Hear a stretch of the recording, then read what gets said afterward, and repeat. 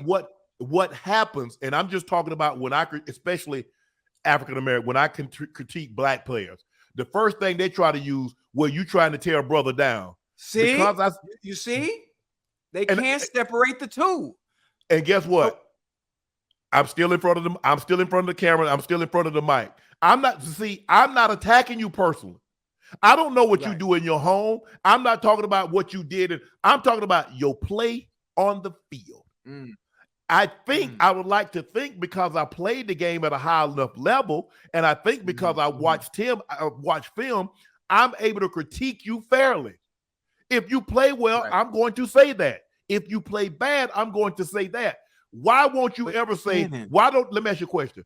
Why players don't ever say, man, I wish Unc would stop praising me. Man, I had this 150-yard, 2-touchdown game, and Unc, man, I don't want that kind of praise. I don't want that kind of adoration.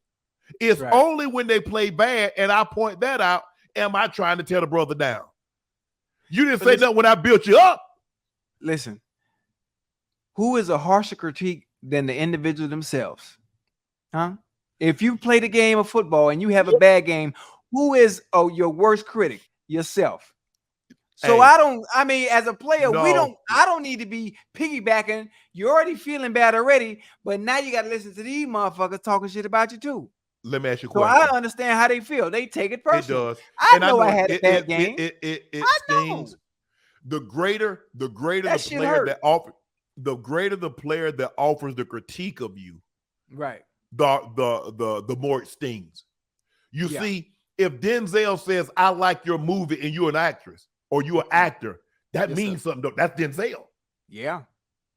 If Magic Johnson or Michael Jordan says, "I like him," that means something. Yes, sir. Shannon Sharpe has a gold jacket. Shannon Sharpe says he didn't play well. Right. Man, damn. Right. So how do you sell that to the fans? Because I give credit where credit's due. If a guy plays well, I'm going to say it. If a guy plays bad, I'm going to say it. If I'm wrong, if I said, you know what, I'll come out and say, you know what, I was wrong about him. I missed him. I missed the ball. I didn't see this coming. Right. And that's okay. Nobody is perfect. Nobody's gonna get every player that they said was gonna be good turns out to be great. Every player that they say turns out was gonna be bad. That's not the case. But we've got to stop this notion that somebody is hating on you because they said you didn't play well. You're saying we need to stop this notion, but it hasn't stopped, and it never will stop because players feel a certain way about analysts and pundits. What? And guess what? And they got more and more shows like you and ours are popping up. So guess what else is going to stop? People offering critiques of said players. Right. And but you have to understand, the funny thing about it, most of the shows all the shows can pop up as much as they want, but very few have the accolades in the resume to be doing the talking. Right. But I'm one of the few that have the resume and the accolades to do the talking, but I know what it feel like. I know what it feel like to have a bad game. Yeah. And to me, it's hard to do it. But you know what I'm going to try to do? How about I do this? How about before I start, when somebody has a bad game, how about I just make a disclaimer? No. How about I make a disclaimer about this individual? Listen, I see you and hold you to a different standard because you that boy. You him. Yes. And you know how I feel about you, and you know I love you because I've been talking about you great for 10 plus years. But see, they forget all of that. They forget all about that. They forget all about that. They forget every great thing that I've said, and just remember the one. But how about I just do that? I'll do that. Have a disclaimer on all the positive I said. So this one little negative, this is what you could do better based on what I saw, because I hold you to a different standard, and this is what I expect from you. Can I do that? Can I do that? Hey, Ocho, everybody knows how I feel about LeBron. You've heard me go on TV and say LeBron didn't play well. I need LeBron to play better. LeBron is going to respect that because he knows that I don't got no actual grind with nobody. LeBron is built different. He's different. LeBron can handle that. He's been dealing with that since high school. He's been dealing with the naysayers, the positive, the negative. He's able to navigate through that and understand it's not personal. Let me ask you a question. What professional athlete? LeBron is built differently here. What professional athlete has gotten 1,000% support all the way through. Everybody's been doubted. Everybody's been saying he ain't gonna make it. He can't. She can't. Whoa. They've been there. It's different. It's levels to that now. Don't go there.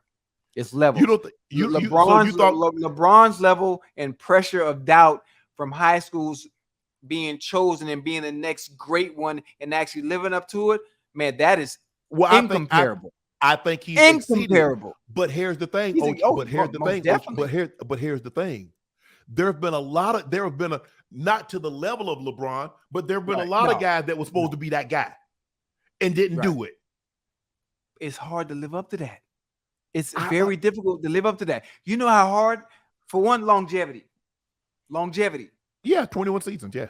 Discipline. Consistency. Yes. And staying focused and locked in.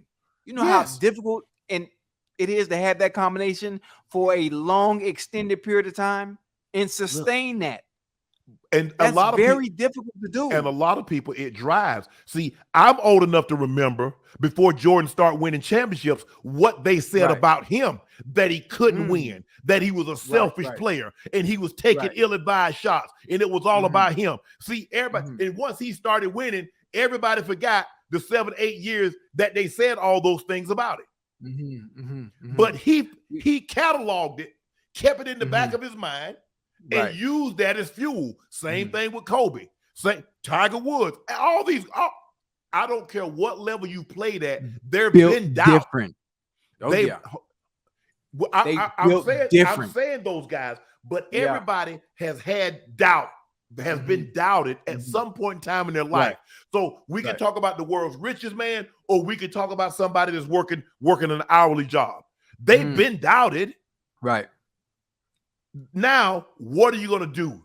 Are you going to, oh man, they doubted me. Let me go ahead and prove them right. I ain't going to mount the ish.